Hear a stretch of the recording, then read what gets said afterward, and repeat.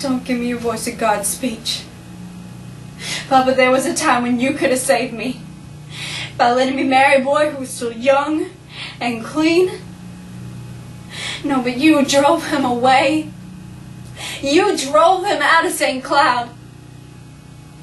And then when he came back to St. Cloud, you took me out of St. Cloud and tried to force me to marry some 50-year-old moneybag that you wanted something out of.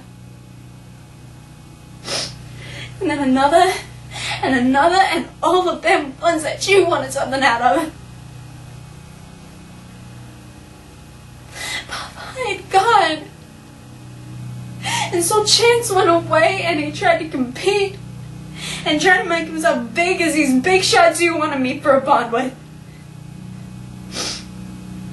And so he went and he tried. But the right doors wouldn't open for him, and so he ran in the wrong ones.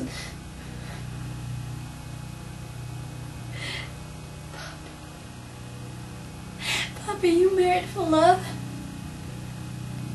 Why wouldn't you let me do it while I was still alive, inside, and the boy was still clean and still decent? Papa, you married for love, and you wouldn't let me do it. And even though you'd done it, you broke Mama's heart. Miss Lucy was your mistress. Papa, can I just go in now, please? Can I go in now?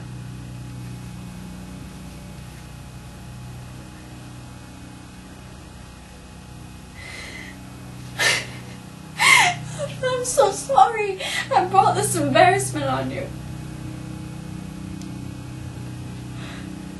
But can you imagine, Papa?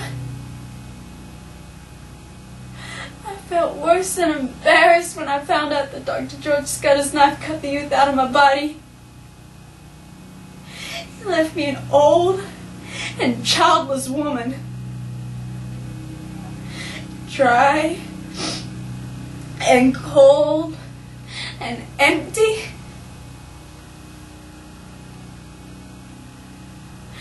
I felt as if I ought to rattle like a dead dried up vine when the gulf wind blows.